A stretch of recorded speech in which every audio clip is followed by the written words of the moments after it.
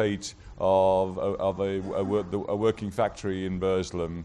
And Ros is now going to not be in the chair, therefore she's free to come up and give you a presentation, and she's going to tell you the story of Middleport Pottery.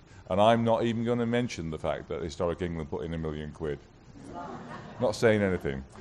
Ros.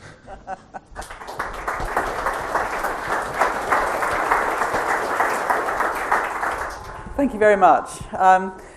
I'm actually sort of almost going to pick up the story from the point at which the dispensary left off, but on a different building, because very much like, not quite the same story, but the same sorts of trials and tribulations happened to the Prince Regeneration Trust in the course of acquiring Middleport Pottery. We were so many times thought we had sorted it, we'd got a deal, we were going to make progress, and the whole thing fell apart again. The plus side of that is that by the time we did finally actually acquire the building, we'd had plenty of time to work out what we wanted to do, and the project moved forward a lot more quickly than it might otherwise have done.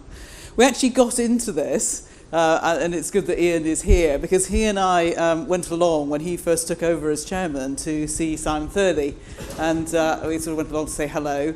And in the course of it, Ian, in his normal expansive way, said, "What can we do for you?"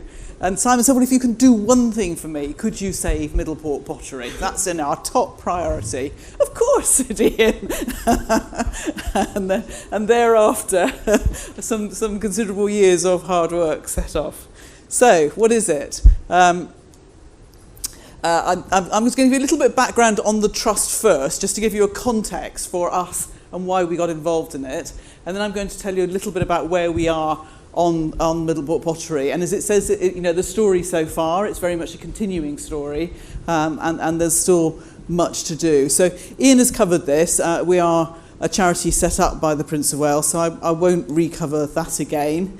But what I did want to emphasise is this point, which is one that I make repeatedly, so apologise if you've heard me say it before, but actually, we work with buildings. What we do is about people. We don't save buildings for their own sake. We save them for what they can bring to the communities in which they sit. And that's really important. And it's probably taken us, quite a long time to get to the conclusion that that's what these projects are about.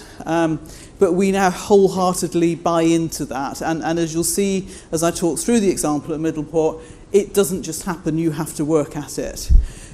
As a result, we tend to work in areas of deprivation because we can make a bigger impact, and there are areas where the market isn't going. Therefore, there is a reason why an organisation like ours, or indeed like many of the ones that you represent here in the room, is needed. And we tend to work on challenging sites that people locally have said, actually, do you know what, this one's just too difficult. So we don't usually get involved if there is a local trust or if there is an appetite to deal with something at a local level. We take a lot of time sort of sharing what we've learned, as I often say, sometimes very painfully, over the last sort of 19 years. And part of what we're doing here through this BRIC conference, which today is the BRIC day of the 2-day conference, but also through workshops, which I know many of you have been to, and through our mentoring programme, is about sharing that learning. And we're hugely grateful to HLF for enabling us to do that through the Catalyst programme. And we basically try and sort of help others do what we're doing, but we also try and sort of use it as an opportunity to capture craft skills and other sort of opportunities of saving traditional skills. And we do a little bit of work. We're not an organisation that spends its time doing policy or lobbying, because frankly we don't have the time and capacity to do that. We're a small team. But what we do, where we think we have a particular piece of insight, if you like, on an issue, is try and inform the debate on that. When we get involved in projects, we basically get involved in 3 different ways. We act as a community advisor, so that's the sort of classic work we're doing through BRIC or through our traditional sort of community capacity programme, where we sit alongside a community. The community group is very much in the lead. It's their project. They're trying to save something, and we're providing help and advice. And I also say, passion has got to be local. We can bring expertise, but actually the passion has got to be at a local level. We're also a social enterprise, and I'll say a little bit more about that in a moment. And on occasions, and Middleport was one of those occasions, we take a building on and deliver it ourselves, or we work in partnership with others. And I think this maybe is self-evident, but delivering these buildings. We talked a bit about this yesterday, for those who were here yesterday. You know, it's complicated. Why don't they happen? Well, we went through a number of reasons why they didn't happen yesterday, but it is because there's often a whole range of different things coming together. You know, ownership is often a big issue, but it can be about the sort of the difficulties in bridging the finances, or it may be about finding the right use, having the right level of vision to do that. And over the years, what we've been able to do is to find ways in which we can broker solutions to those. And we do it by bringing a lot of people around the table to try and share the problem together. And Chris was talking moments ago about sort of some of the work that we did in studying how that happens during the BRIC programme. Because generally speaking, the biggest issue on these things is getting people all pointing in the same direction. Once you've achieved that, the ability to make progress is massively easier. And it is about getting people to see these things as an opportunity. You have there a picture, by the way, of our latest project, which we're involved in right now, which is the Wedgwood Institute, not that far from Middleport Pottery in Burslem. How do we pay for all of this? Always a subject I know of great interest to people. Well, in terms of our activities, we obtain contributions to our core charitable activities to some extent through public funding and mostly through fundraising, same as many of you. We also act as a consultant through our social enterprise company, so that if we generate funds, we can reinvest those in our charitable work. And we raise funding for projects through a mix of public and private funding, quite complicated funding packages. And again, you'll see that when I talk about Middleport. We are in the process of putting together a £40 million community investment fund. I think we're at about 23 and counting at the moment, but we're going to get there. So that is very much about creating money to loan into large projects rather than grants.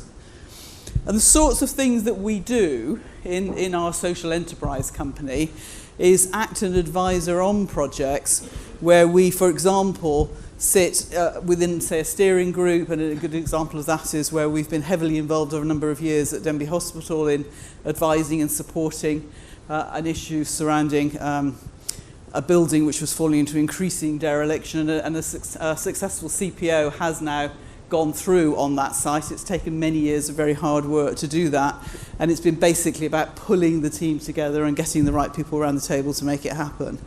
And we also do quite a lot of work. It's interesting to hear what was being said around the need for communities to move forward, because one of the things we do quite a lot is governance reviews, for example, where you sit down with a community group that's got so far and then needs to think about where it goes next. So what are the skills it needs around the table? How do you transition? And also all the sort of usual stuff around raising funds through grants and doing options appraisals.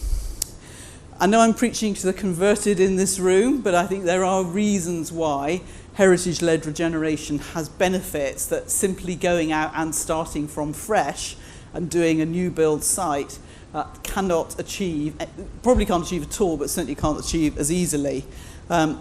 Clearly, it does all the same things in that it creates new jobs, new homes, community facilities, depending on what the project is, so that's the same. But I think the impact on community pride and the sense of place that you create through having a heritage in your project is massively bigger. And also, you know, if you work in areas where there's a number of derelict buildings, simply the removal of an existing derelict building, we also saw what sort of sad state the dispensary looks in at the moment, there's a huge impact on people who are living in the area. It's a focal point, and it enables you, if you work at it, to provide training through the project, and also volunteering. You know, volunteering, to organisations like ours and to many charities, you know, you feel the volunteer is doing you a favour, which clearly they are. They're giving their time up to come and work with you. But actually volunteers get a huge amount out of it themselves, and therefore it is more of a sort of two-way exchange than perhaps you feel. And also that sort of focal point for a wider regeneration, for making a change in the local area. And as we're here to talk about industrial heritage, I sort of stop for a moment to think about, well, is industrial heritage and is the regeneration of buildings, or the restoration of buildings for industrial heritage any different to any other type of heritage? And I think there are some differences, actually. One of them is the fact that the building is redundant in the first place And that's Sleaford Maltings down there, by the way, which has now been out of use for longer than it was in use to its original purpose, but a stunning set of buildings in Lincolnshire. Means that usually there has been a decline in a major industry. So inevitably, the fact that that industry, which was a big employer and was a big part of the local economy, has disappeared, means that there has already been a negative impact from the loss of that in the local area. So it will have had an impact on morale and an impact on self-worth and pride and an economic impact, a simple lack of jobs in the local area. And the linkages that people feel for businesses, even that have been closed for quite some period of time, is extraordinary.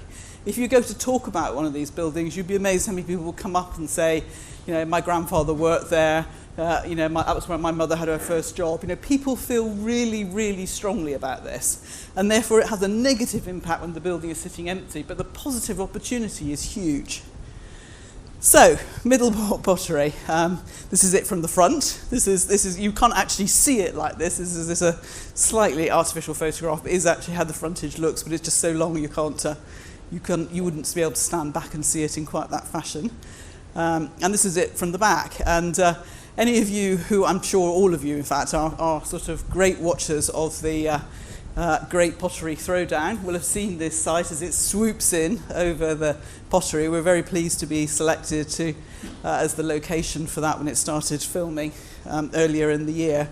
And it's almost converted me to reality TV programmes. It's been, it's been great fun. We are now all addicted to it in the office, I have to tell you.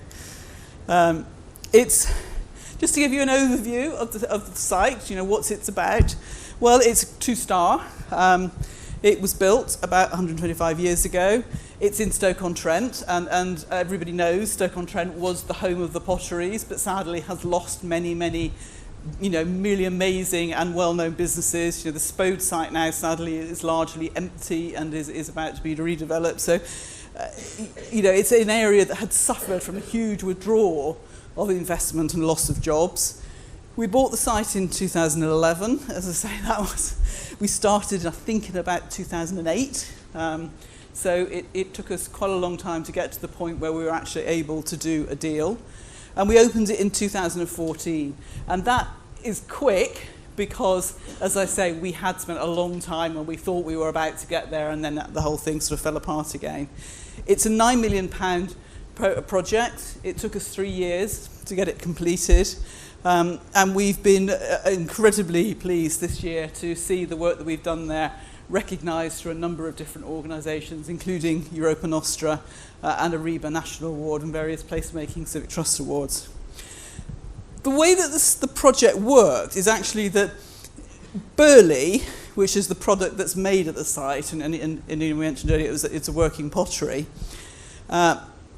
actually had owned the site since it was first built, so this was still producing the original product. And when we bought it, we leased 50% of the site back to them. So it was, from a property point of view, a classic sale and lease back. And what we did was we set out to repair the buildings. That clearly was the fundamental part of what we needed to do. We also wanted to keep the business running and to keep the skills. We wanted to create new workshops, so to bring new jobs on site. We wanted to save the existing jobs as well, obviously, and there was a real danger because the buildings have become so derelict that they would be lost and the skills would go with them. We set out to create a visitor centre so that people could understand the story of what had gone on, plus a new cafe and a bigger shop and some function rooms. Learning opportunities, skills training. There was a huge collection. I swear they never threw a single thing away. So that we had rooms and rooms and boxes of all sorts of things. And when you opened a box, you didn't know whether it was going to have, the original sketch drawing for the site before they'd even built it, or a 1972 yellow pages that somebody thought it was critical to save. So it's been an extraordinary job just sorting that. And obviously what we wanted was it to be a catalyst for the wider regeneration. We did it in a number of phases. First phase, urgent works. Second phase, we did the main works. We went on and we did something called the Prince of Wales Studios, steam engine, which is we've now raised the money for and just about to start work. We would like to develop in some terraced houses nearby a learning and resource centre. We're in the process of got some designs and we're just working out what it would cost us. And we'd really love to have a bridge to go across the canal, and we haven't got past dreaming on that one. How did we fund it? Well, a mix of different funding. It was actually 1.2 million from English Heritage. Thank you very much, Chris. Having asked us to do it, I have to say they were hugely supportive and gave us funding towards it on the table before we'd even started getting everybody else. And a range of other funders came in behind that. A lot of it jobs focused, you'll notice. So part of what we were saying is this isn't about heritage, this is about jobs, it's about regeneration. And Stoke City Council were outstanding. They cash flowed it. We couldn't have done the project without them. Challenges, well, we wanted to keep the factory going while we were carrying out all these works. So that was interesting in itself. We didn't want to stop production at any time. We wanted to keep the public coming in. We didn't want to close the doors. We wanted to keep the character of the print, and I have to say, having FCB as our architects was, in retrospect, a stroke of genius as an appointment, because they completely bought in with us this concept of mending the factory, of not doing a huge restoration. And we wanted to do this pulling together of partnership. The business, Burley, which is owned by Denby, was in turn owned by a private equity company. So interesting commercial resources coming together with a charity, and obviously very complex funding requirements. It's a difficult site. A number of elements of it are split around the site. So you're having to deal with people moving around a site that's a working factory, but also has got different elements you want them to visit.